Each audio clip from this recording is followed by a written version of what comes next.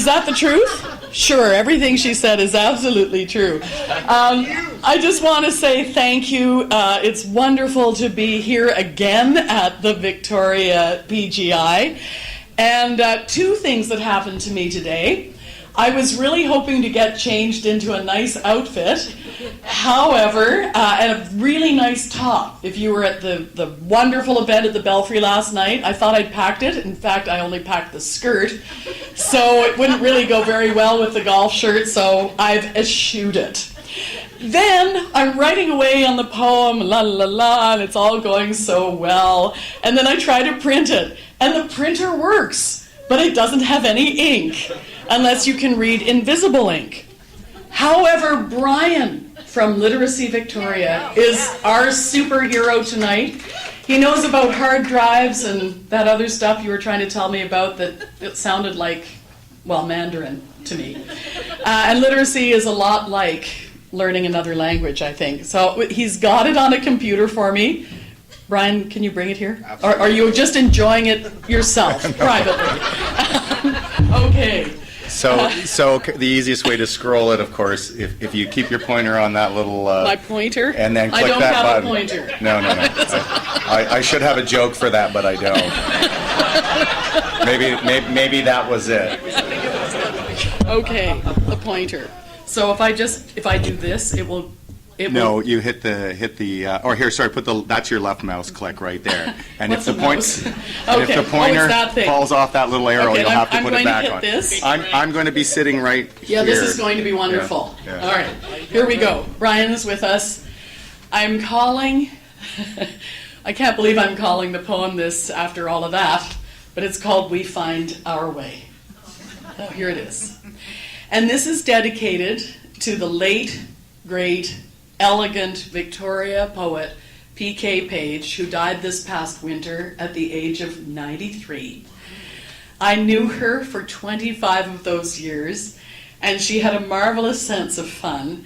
She was absolutely riveted and fascinated by language, and what I loved about her poetry was that she never separated her head and her big, big brain from her great, big heart. She was great fun to talk to in an interview. Peter C., she loved flirting with your dad. It was unbelievable whenever he talked to her on the radio. And she once said that she felt her work for children was closest to her real self, playful and joyful. And in that spirit, here's my poem about the 22nd annual Victoria PGI, We Find Our Way. We are lost souls when the alarm goes off. It shakes us out of sleep. But we know who we are in the camaraderie of golf. We are birdies and sometimes wolves and sheep. We find our way. To sum up this day in a poem would really take more of a tome. It was a day that was blessed with things that cannot be expressed in mere words. The day begins with one lone eagle circling above the first hole fairway. A sky so beautiful, can it be legal? It's heaven, or at least a stairway to paradise. There's slapping of shoulders and laughter. That's how this PGI starts. And the first team I meet is the lovely 5B, who say they're 5A in their hearts. They find their way.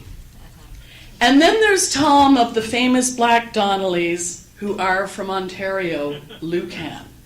And first-timer Amanda from the CBC.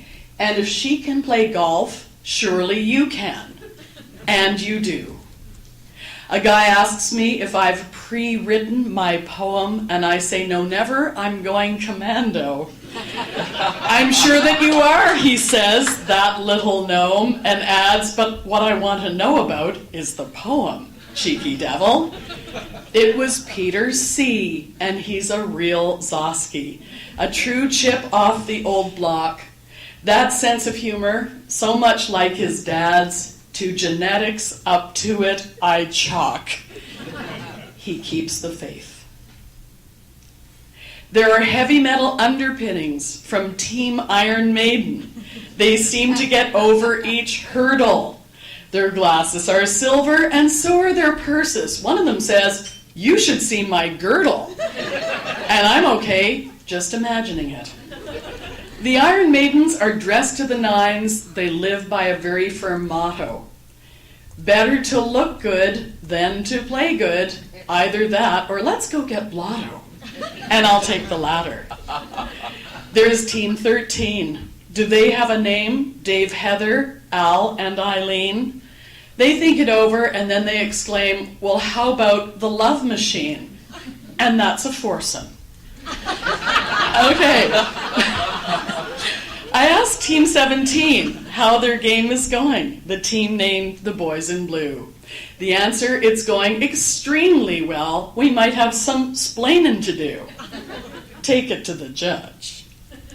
There's Mickleberries, Rainsberries, Martin and Bell, Grannis, Dombrowski, and Skinner. Chang, Ford, and Nicholson. There's a Mundell at a PGI. Everyone's a winner. And actually, I really believe that. And if I tried to rhyme the rest of the time, we'd be here forever and ever. There's thanks I must give, and I'll speak from my heart instead of trying to be clever. And the thanks goes to you. Because what you did today by paying to play, rearranging your day, will make someone else's day, and quite possibly even change their lives as they find their way. You made the world look a whole lot brighter for someone you don't even know, or someone like Billy Yolden, our Learner Achievement Award winner, who is finding her way. A day like today, where strangers come together for a common purpose, and at the end of the day, as friends in collective generosity, well, it's really just beautiful. And I can't think of any other word for it, except possibly Canadian. And it's this kind of cloth that holds this unlikely country together as we find our way. Thank you very much.